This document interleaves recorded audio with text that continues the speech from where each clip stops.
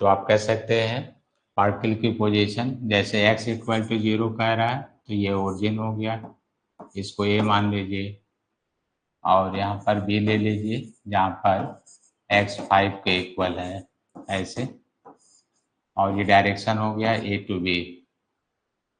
लेकिन जो फोर्स दिया है वो यूनिफॉर्म नहीं है। देखिए फोर्स ऐसे दिया है 7 माइनस 2x, ये शायद कट गया है, प्लस 3x²। इस तरह से आपको ये फोर्स दिया है न्यूटन में। ये फोर्स दिया तो क्या करना होगा, जब फोर्स इस तरह दिया है तो इसमें इसको कहा जाएगा कि वेरिएबल फोर्स है। और वेरिएबल फोर्स से अगर कोई वर्क ज्ञात करना है तो आप इंटीग्रेशन द्वारा ऐसे ज्ञात करिएगा। अगर यहाँ x है तो dx लिखिएगा, y होगा तो dy, z होगा dz लिखिएगा, r होगा dr लिखिएगा।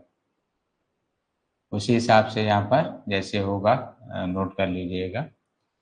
अब आप f का मान रख दीजिए जितना दिया गया है यहाँ पर 7 minus 2x plus 3x² into D x. ये आप लिमिट भी चाहें तो ले लें, 0 से 5 तक कह रहा है तो 0 से 5 तक आप इसकी लिमिट रख दें तो जो वर्क आएगा, अब इंटीग्रेशन सहित एक साथ आप नोट कर सकते हैं। जैसे 7 का आ जाएगा 7x माइनस 2x का आ जाएगा x²/2, ये x² है, x²/2 प्लस 3x² का है तो 3x⁻³ ये है। अब 0 से कहाँ तक है, ये 5 तक है, ये 0 से 5। तो ये सॉल्व करने का प्रोसेस है। अब जहाँ कैंसिल हो रहा है, जैसे ये 3 कैंसिल हो रहा है तो आप कैंसिल कर दीजिएगा, यहाँ भी कट रहा है। आप डायरेक्ट 5 की वैल्यू रख दीजिएगा, 0 वाला तो सब 0 ही हो जाएगा। यहाँ पर 7 इंटू 5 माइनस 5 का स्क्वायर है 25 और 5 का क्यूब है 125। इतना जूल वर्क होगा, इतना जूल। न्यूटन मीटर है, जूल में आ जाएगा। तो यह है 35 के इक्वल और -25 तो 10 बचा और उधर है 125 तो 10 ऐड कर देंगे तो ये आ जाएगा आपका 135 जूल। तो ऐसे ज्ञात कर सकते हैं, इजी है। लेकिन ऐसे ही क्वेश्चन आता भी है, ध्यान रखिएगा।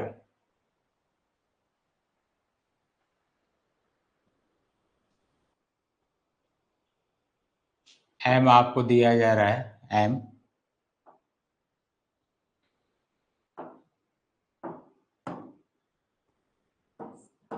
एम इक्वल टू 2 kg, ये आपको दिया गया है मास 2 kg है, 2 kg, और x related with t⁻³ x metre में है, x इन मीटर, और t in second, t in second. पहले 2 सेकेंड में कह रहा है कि पिंड द्वारा किया गया कार्य होगा, तो work done in first 2 second आपको बताना है, work done in first 2 second.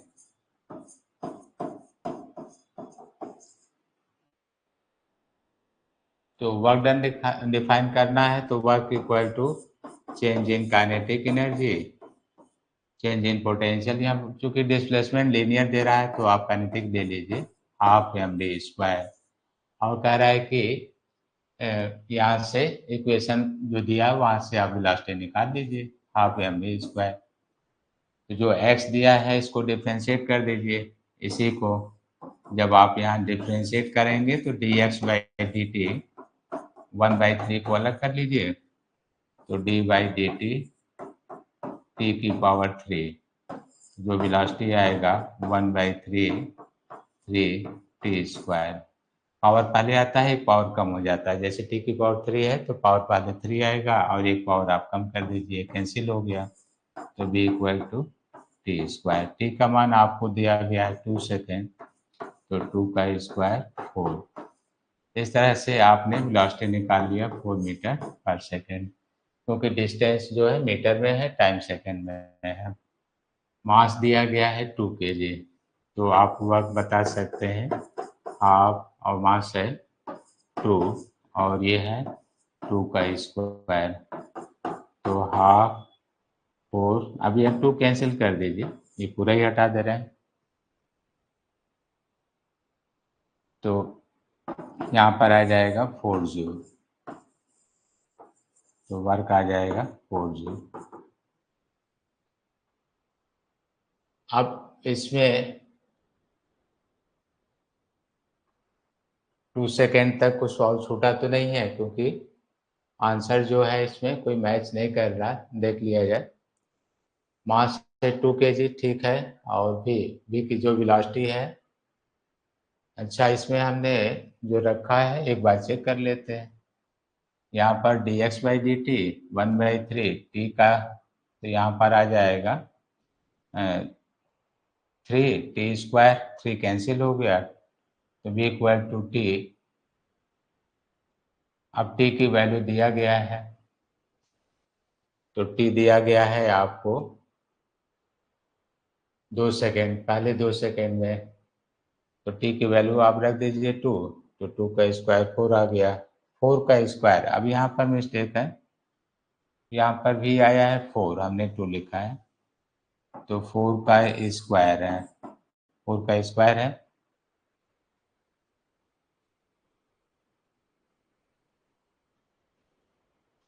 तो चलिए देख लीजिए। अब आ जाएगा ये 16 जो V4 आया था, मैंने 2 रख दिया था, इसलिए वो चेंज हो गया था।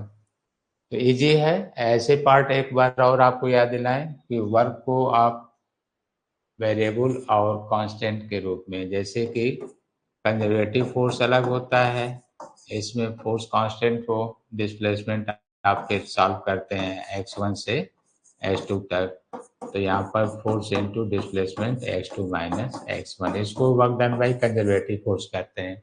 इसका मतलब f को आप यहाँ पर इंटीग्रेट नहीं करते हैं, लेकिन अगर वेरिएबल है तो उसको अलग से आप सॉल्व करके ही ज्ञात करते हैं।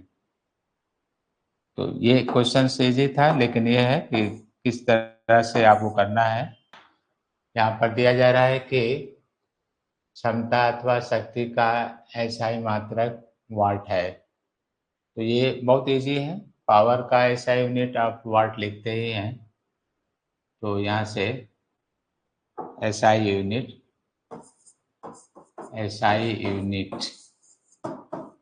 ऑफ पावर, तो पावर का SI यूनिट आप इसमें वाट में लिखते हैं, वाट।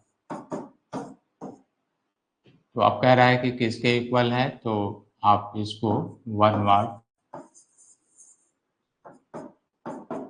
आप पढ़ चुके हैं, इसमें जूल पर सेकेंड को ही वाट कहा गया था, तो आप जूल के लिए लिखते हैं kg मीटर स्क्वायर पर सेकेंड स्क्वायर बाई सेकेंड। अब आप कन्वर्जन देख लीजिए इसमें, तो ये आपको दिया गया है कि जब kg मीटर स्क्वायर सेकेंड के ऊपर पावर -3, तो आप भी कर सकते हैं kg metre square upon second की पावर 3 है, तो अपवर्ड ले जाएंगे तो ये माइनस में हो जाएगा, kg मीटर स्क्वायर सेकेंड की पावर -3, तो ये सॉल्व हो जाएगा वाट में। हालांकि ऐसे क्वेश्चन आपको आते ही हैं, कोई ऐसा वो नहीं है, आप जानते ही हैं।